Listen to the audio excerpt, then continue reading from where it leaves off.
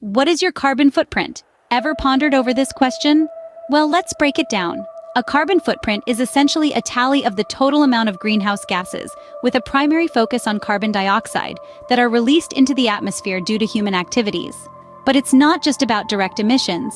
It also encompasses those sneaky indirect emissions that might creep up from your lifestyle choices.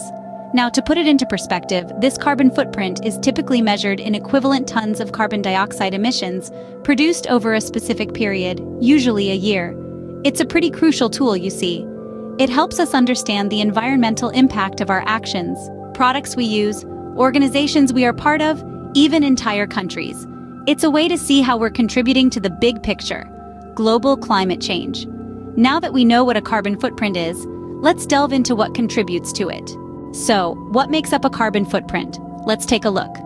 There are several key components to consider. First up, energy consumption. It's a major player in the carbon footprint game. This includes electricity and heat production, often sourced from burning fossil fuels like coal, oil, and natural gas. But remember, it can also come from renewable sources such as wind or solar energy. Next, we have transportation. The emissions from vehicles like cars, trucks, planes, and even ships play a significant role in your carbon footprint. The type of fuel used and the efficiency of the vehicle or transport mode can tip the scales heavily. Then, there's industry and manufacturing. The production of goods and services make their own contributions to carbon emissions. Energy-intensive processes, particularly in manufacturing and construction, can be significant culprits. Agriculture also comes into play.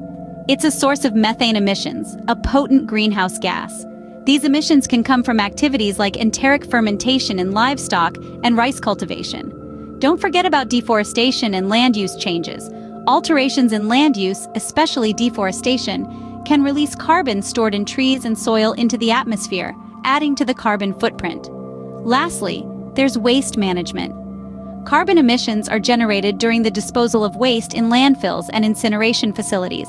Each of these components plays a part in the overall carbon footprint of an individual or entity. They interact and overlap, creating a complex web of carbon emissions. They're part of our day-to-day lives, from the electricity that powers our homes to the cars we drive, the food we eat, and the waste we produce. But here's the thing. While it may seem overwhelming, understanding these components is the first step to making a change, and change is possible. We have the power to influence and reduce these emissions through the choices we make every day. It's clear that our daily activities contribute significantly to our carbon footprint, but how exactly is it calculated? Calculating a carbon footprint might sound complex, but it's quite simple. It's all about adding up the emissions from all the activities we engage in. It's like a snapshot of our impact on the environment.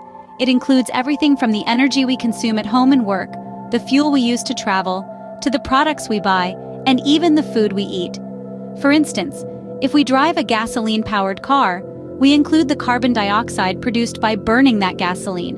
If we heat our homes with natural gas, we account for the emissions from that as well. The same goes for our electricity use, whether it's powered by coal, natural gas, or renewable sources. And it's not just about energy. The food we eat, the clothes we wear, and the products we use all have associated carbon emissions, from their production to their disposal. Understanding how to calculate our carbon footprint is the first step towards reducing it. Reducing our carbon footprint is crucial in mitigating climate change, but how can we do that? Well, there are several strategies we can adopt. First, energy efficiency. Using energy-efficient appliances, vehicles, and buildings can significantly reduce carbon emissions. Second, renewable energy. Transitioning to sources like solar, wind, and hydroelectric power can decrease our reliance on fossil fuels. Then, there's public transportation and carpooling. Reducing personal vehicle use or sharing rides can lower transportation-related emissions. And let's not forget sustainable agriculture. Implementing sustainable farming practices can reduce methane emissions and increase carbon sequestration in soils. Reforestation and afforestation are also key.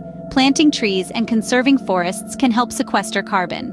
Waste reduction and recycling. Minimizing waste and recycling materials can reduce emissions from landfills and incineration. And finally, carbon offsetting. Investing in projects that capture or reduce an equivalent amount of carbon emissions to compensate for our own emissions. Remember, every step, no matter how small, towards reducing your carbon footprint counts. It's not just about saving the environment, It's about preserving our future.